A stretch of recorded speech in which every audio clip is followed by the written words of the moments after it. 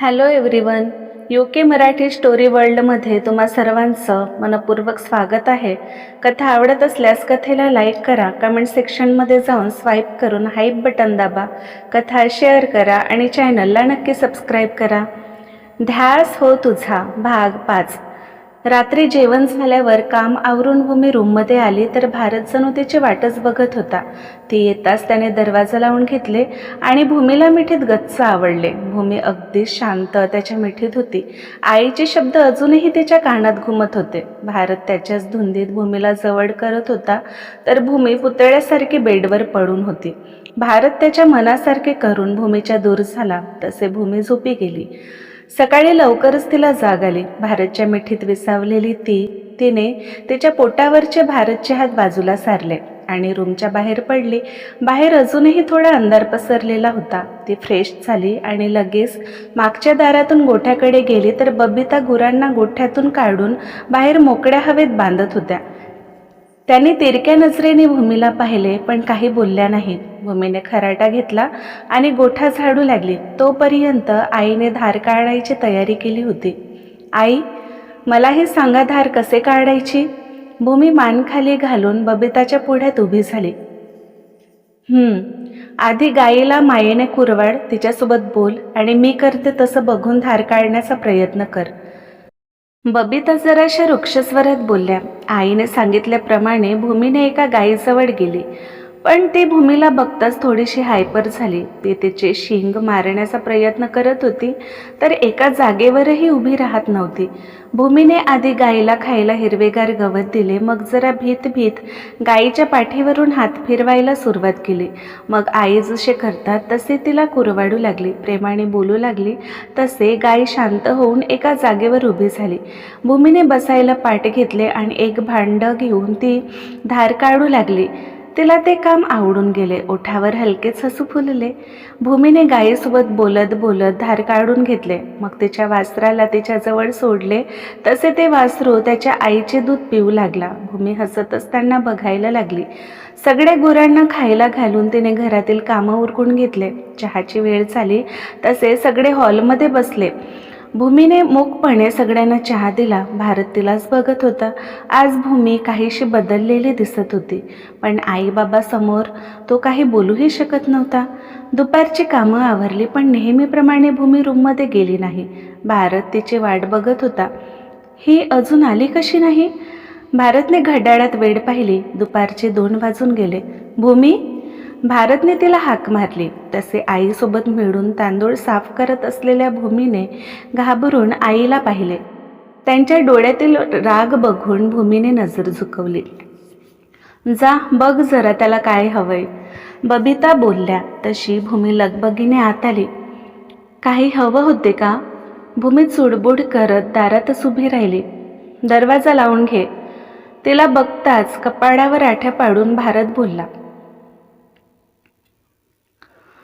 अहो, ते मला थोडं काम आहे, भूमीने बिस्कत सांगितले. काम? आता कोणते काम आहेत ग? भारत चिडून तिला बघायला लागला. ते आईला तांदूळ साफ करायला मदत करते, भूमी हळू आवाजात बोलली. आईचे नाव ऐकून भारत शांत झाला पण त्याची चिडचिड होऊ लागली. तिला आता भीती वाटायला लागली होती. एकीकडे आई होत्या ज्या भूमीवर नाराज होत्या तर दुसरीकडे भारतही तिच्यावर नाराज झाला. मी जाऊ? भूमीने बिचकत विचारले. त्याने होकारात मान हलवली तसे भूमी पडतच बाहेर निघून गेली तर भारत नाईलाजाने त्याच्या अभ्यासाला बसला. आता दोघांचे हेच रुटीन झाले होते. घरातील कामं आवरून शेतात फेरफटका मारून यायची. मग घरातील उरलेली कामं पुरतेच थकायची ती. आणि रात्रीच्या वेळी भारतचे धुसमुसळेपणा पण तिने एका शब्दाने तोंडातून शब्द बाहेर काढले नाही. भूमी दिवसभर घरी नसल्यामुळे भारतही हळूहळू त्याच्या अभ्यासात फोकस करू लागला. भूमीमुळे आईबाबांचे कामही हलके झाले. असेच काही दिवस निघून गेले. बघता बघता दोघांच्या लग्नाला 1 महिना झाला. काही दिवसांनी पेरणी सुरू होणार म्हणून आई बाबा 2 दिवसासाठी आईच्या माहेरी गेले. भूमीची ही इच्छा झाली पण भारतने अभ्यासाचे निमित्त सांगून जायचे टाळले. रात्री कामावरून भूमी रूममध्ये आली. आजकाल तुझे माझ्याकडे लक्षच नसते. एवढी कशात बिझी असतेस ग? भारत भूमीला मिठीत कवटाळून घेत नाराजीच्या सुरात बोलला. तो हळूहळू तिला किस करायला लागला. अहो, आज नको ना, मला खूप थकल्यासारखं झालं. भूमी त्याच्या दूर होत बोलली. आज सगळी कामं एकटीवर येऊन पडली होती. थकायला काय झालं? मग माझं काय हा? आजकाल तसेही तू मला वेळ देत नाही. सारखी आईबाबाची मर्जी राखत असतेस. मग माझ्या मर्जीचे काय? तुला माझ्याविषयी काहीच वाटत नाही का? भारत काहीसा चिडून बोलला. अहो, असं का बोलता? आई बाबा दोघेच काम करतात, तुम्ही तर अभ्यासात व्यस्त असता. मग कोणाला तरी काम करायला नको? दोघेही घरात बसून राहू तर काय वाटेल सगळ्यांना? भूमी भोळेपणाने बोलून गेली, पण तिचे शब्द मात्र भारतच्या जिव्हारी लागले. त्याचा मेल इगो दुखावला. म्हणजे तुला म्हणायचे काय आहे? मी फुकटचा गिळतो? भारतने तिला झटक्यात सोडले आणि रागाने तिला बघायला लागला. अहो, मला असे म्हणायचे नव्हते. भूमी घाबरून त्याला समजावू लागली. मला चांगलंच कळलं तुला काय म्हणायचे आहे. बोलून भारतने रागाने त्याची बुकं घेतली आणि रूमच्या बाहेर निघून गेला. भूमी नाराजीत त्याला बघायला लागली. आज पहिल्यांदाच तो एवढा नाराज झाला होता.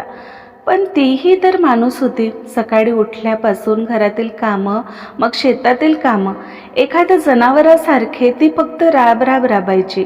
मग तिला कोणी समजून घेऊ शकत नव्हते का? ती विचाराच्या ओघातच बेडवर आडवी झाली आणि लगेच झोपीही गेली. दुसऱ्या दिवशी ती नेहमीच्या वेळेवर उठली. आज तिला थोडीशी कणकण जाणवत होती. त्याकडे दुर्लक्ष करून ती रूमच्या बाहेर आली. भारत बैठकीच्या रूममध्ये सोफ्यावर झोपून होता. बुक टिपाईवर ठेवले होते. भूमीने घरातील कामं आवरली आणि त्याला उठवले. तिला न बघताच तो फ्रेश व्हायला निघून गेला. भूमीने सुस्कारा सोडले आणि चहा बनवायला गेली.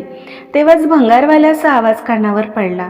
जाताना आई भंगार विकायचे सांगून गेल्या होत्या, म्हणून भूमीने खराब झालेल्या वस्तू भंगारवाल्याला दिले. काही रद्दीही जमा झाली होती, तीही त्याला देऊन टाकले. त्यांच्या रूममध्येही खूप रद्दी साचली होती. भूमीने सगळी जमा केली आणि भंगारवाल्याला विकली. तेव्हाच गावात फेरीवाला आला. भूमीने तिच्या हाताकडे पाहिले तर एका हातात 2-2च बांगड्या होत्या. त्याही खूप जुन्या दिसत होत्या. अहो, मी बांगड्या घेऊ? नुकतेच आंघोळ करून बाहेर आलेल्या भारतला भूमीने विचारले. भारतने एक नजर तिला पाहिले. तिच्या डोळ्यात चमक होती. मला का विचारतेस? मी काय निकम्मा माणूस? तुला पैसे कुठून देणार? तुझ्याजवळ पैसे असतील तर घे. भारत वृक्षस्वरात बोलला. तसे भूमीच्या डोळ्यात टचकन पाणी आले. त्याने तिच्याकडे दुर्लक्ष केले आणि त्याच्या रूममध्ये निघून गेला. भूमीची इच्छा असूनही तिने बांगड्या घेतल्या नाही. लग्नानंतर पहिल्यांदाच तिने काहीतरी डिमांड केली होती. तेही 50-60 रुपयामध्ये येऊन गेले असते. पण भारतचा वृक्ष स्वर बघून तिने तिचे मन मारले आणि चहा गरम करून कप घेऊन बेडरूममध्ये गेली तर भारत काहीतरी शोधत होता. अहो, चहा. भूमी हातात चहाचा कप घेऊन त्याला बघायला लागली, पण त्याने तिच्याकडे पाहिलेही नाही. तो वैतागून त्याच्या पुस्तकांच्या गठ्ठ्यात काहीतरी शोधत होता. काय शोधत आहात? मला सांगा, मी शोधायला मदत करते. भूमीने कप टेबलवर ठेवले आणि अपेक्षेने त्याच्याकडे बघायला लागली. खूप शोधाशोध करूनही त्याला ती वस्तू मिळाली नाही. तसे त्याने भूमीला विचारले. इथे माझी नोट्स ठेवली होती, तू पाहिलेस का? नोट्स? कसे होते? भूमी विचार करत बोलली. ते कोऱ्या कागदावर पेनाने लिहिले होते. आज मला त्यांचा अभ्यास करायचा होता. इथे कोपऱ्यातच ठेवले असायचे. सगळीकडे शोधले पण कुठेही दिसले नाही. भारत विचार करत बोलला. भूमी डोक्यावर जोर देऊन आठवण्याचा प्रयत्न करू लागली. तिला काहीतरी आठवले आणि ती घाबरली. ते मी भंगारमध्ये विकले. भूमी घाबरलेल्या सुरात बोलली आणि दुसऱ्या क्षणाला तिच्या गालावर भारतच्या हाताची 4 बोटं उमटली. त्याचा प्रहार एवढा मोठा होता की क्षणभर तिच्या डोक्याला मुंग्या आल्या. गाल अगदी सुन्न झाले. ती भेदरून त्याला बघायला लागली तर भारतने रागाने तिला बघतच तिचे केस गच्च पकडले. काय म्हणालीस? भंगारमध्ये विकलीस? तू काय केलेस तुला कळतेय का? नोट्स काढायला किती मेहनत घ्यावी लागते, ते तुझ्यासारख्या जड बुद्धीच्या मुलीला कसे कळणार? तुला येतेच काय ग? जनावरासारखे राबायचं, जनावरासारखे खायचं आणि जनावरासारखं राहायचं. तुला कुठे कळणार आहे पुस्तकांचे महत्त्व, अभ्यासाचे महत्त्व? मूर्ख, बेअक्कल. माझी नोट्स ज्याला विकलेस, काहीही कर, परत घेऊन ये. भारत तिच्या केसांना हिसका देत दातावर दात चढवून अतिशय रागात तिला बघायला लागला. भूमी त्याच्या हातातून तिचे केस सोडवण्याचा प्रयत्न करू लागली, पण त्याची पकड घट्ट होती. अहो, पण मी नाही ओळखत त्याला. दारात आला होता, आता कुठे शोधू त्याला? भूमी रडत त्याला विनवू लागली, पण भारतच्या डोक्यात जणू राग पेटला होता. एकतर रात्रीचे भूमीचे जिवारी लागणारे शब्द, तिचा त्याला दिलेला नकार आणि एवढ्या महिन्याची नोट्स तयार करण्याची त्याची मेहनत. भूमीने क्षणात धुळीला मिळवले होते. मला नाही माहीत तू त्याला कुठे आणि कशी शोधशील, पण मला माझी नोट्स हवी आहेत, नाहीतर परत या घरात पाय ठेवू नकोस. भारतने तिला धक्का दिले तशी भूमी फरशीवर पडली. ते पाडावलेल्या नजरेने त्याला बघत होते, पण त्याने रागाने तिच्याकडे पाठ फिरवली. भूमी उपाशीच भर उन्हात भंगारवाल्याला शोधत निघाली. भारतने मारल्याच्या खुणा दिसू नयेत म्हणून भूमीने डोक्यावरून पदर घेतले, पायात साधीशी चप्पल घातली आणि पायपीट करत ते गल्ली बोडातून भंगारवाल्याला शोधत निघाली. काकी, अहो तुम्ही भंगारवाल्याला पाहिले का? भूमीने गावातील एका स्त्रीला विचारले. तो आता इकडून गेला बघ. तुमच्याकडे पण भंगार होता का? त्या काकीने विचारले. हो काकी, आता पावसाळा सुरू व्हायच्या आधी सगळं विकून घ्यावं म्हणले, नाहीतर पाणी साचून राहतो, भूमी बोलली. ते सगळं ठीक आहे, पण तू चेहरा का झाकून ठेवलेस? काकी आश्चर्याने तिला बघायला लागल्या. तसे भूमीच्या डोळ्यापुढे काही वेळाआधीचे भारतचे वागणे आठवले. अजूनही तिच्या गालाची आग होत होती, तसे तिचे डोळे परत एकदा भरून आले. काही नाही हो काकी, ऊन खूप आहे ना, म्हणून जरा डोक्यावरून पदर घेतले. चला येते मी, नाहीतर भंगारवाला निघून जाईल. बोलतच भूमी झपाझप पावले टाकून तिथून निघून गेली. तिने पूर्ण गाव पालथे घातले, पण तो कदाचित गावातून निघून गेला असावा. भूमी, अगं जाऊ दे त्याला, तो 2-4 दिवसात येईल परत, तेव्हा विक. एवढा कशाला त्रास करून घेतेस? तो गेला असेल शेजारच्या गावात, एक बाई बोलली. तसे भूमी अस्वस्थ होऊन तिथेच काही वेळ उभी राहिली. ऊन माथ्यावर आले होते, तिचा घसा कोरडा पडला. आजी, प्यायला थोडंसं पाणी देता का?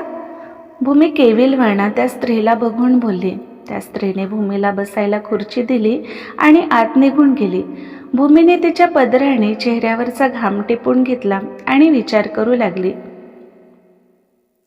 आता घरी कशी जाऊ? एवढे रागात मी त्यांना कधी पाहिले नाही. त्यांचे नोट्स नाही मिळाले तर ते माझा आज जीवच घेतील. तसेही त्यांना रोखणारेही घरात कोणी नाही. पण भंगारवाल्याला कुठे शोधायला जाऊ? तेव्हाच आजी पाण्याचा तांबा घेऊन आली. भूमीने 2 ग्लास पाणी पिऊन घेतले आणि शेजारच्या गावात जायला निघाली. सकाळची संध्याकाळ झाली, पण तो भंगारवाला कुठे दिसला नाही. भारतच्या बोलल्याप्रमाणे ती घरीही जाऊ शकत नव्हती. आधीच तिला कणकण होती, त्यास दिवसभराची उपासी. तिच्यात तर आता चालण्याचे त्राणही उरले नाही. ती कसे तरी पाय ओढून शेजारच्या गावाबाहेरच्या मंदिरात गेली. ती जागा तिला सुरक्षित वाटली, म्हणून तिने रात्रभर तिथेच थांबण्याचा विचार केला. ती मंदिरात एका खांबाला टेकून बसली. तिची नजर मारुतीच्या मूर्तीकडे गेली. हे मारुती राया, मला यांचे नोट्स परत मिळू दे, मी तुझे व्रत करेन. भूमीने मनोमन देवाची प्रार्थना केली. संध्याकाळच्या सुमारास भारत त्याच्या रूममधून बाहेर पडला. चेहऱ्यावर अजूनही राग झळकत होता. भूमी, चहा. त्याने जरा कठोर स्वरात तिला आवाज दिले, पण तिचा काहीही रिप्लाय आला नाही. त्याने तिला घरात बाहेर गोठ्याकडे सगळीकडे शोधले, पण ती कुठेही नव्हती. जनावरांना भरपूर गवत टाकून ठेवले होते. त्यांच्यासाठी प्यायचं पाणीही टाक्यात भरून ठेवले होते. भूमीने आधीच सगळी तयारी केली होती. कदाचित शेतात जायचं असल्याने केले असावे, पण आज तिचे शेतात जायचे राहूनच गेले. ही अजून आली नाही का शेतातून? तसेही बरेच झाले. डोळ्यापुढे राहिली असते तर आणखी राग अनावर झाला असता. मूर्ख. भारतला वाटले ती शेतात गेली असावी. तो तसाच माघारी फिरला. किचनमध्ये जाऊन त्याने स्वतःसाठी चहा बनवून घेतला आणि चहाची चुस्की घेत तो बुक रीड करू लागला. रात्र होऊनही भूमी घरी परतली नाही बघून त्याला तिची काळजी वाटली, पण काही क्षण लगेच त्याचा राग डोक्यावर काढू लागला. जाऊन कुठे जाणार? परत घरीच येणार आहे. राहू दे, अशी ही हेकडी जिरली पाहिजे. आजकाल जरा खूप चुरू बोलायला लागली. भारत हातांच्या मुठी आवडून घेत मनातच बोलला. त्याने भूमीचा विचार डोक्यातून काढून टाकले. सकाळचे उरलेले जेवण होते ते खाऊन घेतले. भूमीला सकाळी नेहमीच्या वेळेवर जाग आली. काही क्षण तर तिला घरातच असल्याचा भास झाला. तिने डोळे किलकिले करत उघडले आणि आदल्या दिवशीचे सगळे दृश्य नजरेसमोर तरळून गेले. ते घाईने उभे झाले तशी तिला चक्कर आल्यासारखे झाले. तिने स्वतःला सावरले आणि तिथेच असलेल्या बोरवेलच्या पाण्याने तिने आधी चेहरा धुवून घेतला, मग थोडंसं पाणी पिऊन घेतले. साडीच्या पदराने चेहरा पुसून तिने हातानेच केस एकसारखे केले आणि लांब केसांचे जोडा बनवले. काल ते काका आसपासचे 2-3 गाव फिरले असणार. इकडे त्यांना शोधून काही फायदा नाही. शेजारच्या गावात विचारून बघते, होऊ शकते ते काका इथे जवळच राहत असतील. भूमी विचार करतच गावात गेली. तिने भंगारवाल्याची चौकशी केली तर कळले तो शेजारच्या गावात राहतो. भूमी लगबगीने गावाच्या दिशेने निघाली. जवळपास 4 ते 5 किलोमीटर दूर होते ते गाव. भूमी पायपीट करत त्या गावात पोहोचली. तिने चौकशी करून त्या काकाच्या घरी गेली तर कळले ते काका काही वेळा आधीच त्यांच्या गोदामच्या दिशेने गेले. गावाच्या बाहेर एक मोठं गोदाम होतं, जिथे भंगाराचा साठा केला जायचा. इथे भंगारात गोळा केलेल्या वस्तू जसे प्लास्टिक, लोहा, काच, रद्दी वगैरे केले जायचे.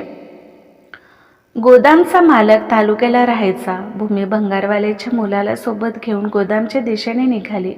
बाबा, या ताई तुम्हाला शोधत आल्या. भंगारवाल्याचा 15 वर्षाचा मुलगा भूमीकडे खुणावत त्याच्या बाबाला बोलला.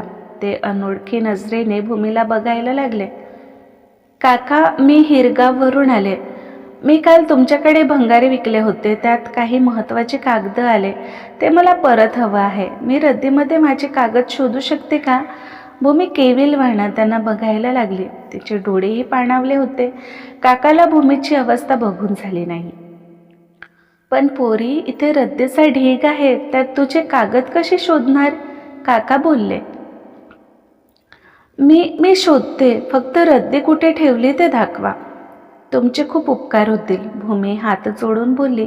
मग काका तिला घेऊन रद्दी असलेल्या रूममध्ये गेले. सगळीकडे रद्दीचे गठ्ठे ठेवले होते. ते बघूनच भूमी गडबडली. एवढ्या मोठ्या रद्दीत ते नोट्स कशी शोधणार होते? हे तर कपड्याच्या ढिगातून छोटीशी सुई शोधण्यासारखे काम होते. पण काकाने तिचे काम थोडे हलके करून दिले. त्याने कालची रद्दी कोणत्या बाजूला ठेवले ते भूमीला दाखवले. तसे त्यांचे आभार मानून भूमी त्या रद्दीत नोट्स शोधायला लागली. उन्हाळ्याचे दिवस, टिनाच्या पत्र्याचे ते छोटेसे बंदिस्त घर, त्यात सगळीकडे रद्दीचे गठ्ठे. रूम अगदीच तापली होती. तिथे एक क्षणही थांबणे कठीण होते. भूमीच्या शरीरातून घामाच्या धारा वाहू लागल्या, पण ती एक गठ्ठ्यात भारतचे नोट शोधत होती. अखेर संध्याकाळच्या सुमारास तिला नोट सापडले. भूमीचा आनंद गगनात मावेनासा झाला. डोळ्यात खुशीचे अश्रू तरळले. भूमीने नोट्स उराशी कवटाळून आधी तर रडून घेतले, मग भानावर येत डोळे पुसत ती बाहेर आली तर काका त्यांच्या कामात व्यस्त होते. सापडले का तुझी कागद? तिला बघताच काकांनी विचारले. हो काका, धन्यवाद. तुमचे उपकार मी कधीही विसरणार नाही. काका, माझ्याकडे सध्या पैसे तर नाही, पण तुम्ही हिरगावला आलात की तुमचे पैसे परत करेल. भूमी कृतज्ञतेने बोलली. त्यावर काका गालातच हसले. बेटा, तू या कागदासाठी 7-8 किलोमीटर इथे आलीस. एवढ्या गरमीतही ते कागद शोधून काढलेस म्हणजे ते खूप महत्त्वाचे होते. ही कागदं तुझ्यासाठी महत्त्वाची होती, पण आमच्या मालकासाठी रद्दीचे पान. पुढे जाऊन त्याची नवीन वस्तू बनवली असते एवढंच. पैसे परत करण्याची काही गरज नाही. आता जा तू गावाला. पोहोचेपर्यंत रात्र होईल. काका हसून बोलले. भूमीने परत त्यांचे आभार मानले आणि तिथून जाऊ लागलीस की काकाने तिला आवाज दिले. पोरी, या वेळेला एकटेने जाणं बरं नव्हे. मी माझ्या लेकाला सांगतो, तू तुला सोडेल हिरगावपर्यंत. काका बोलले.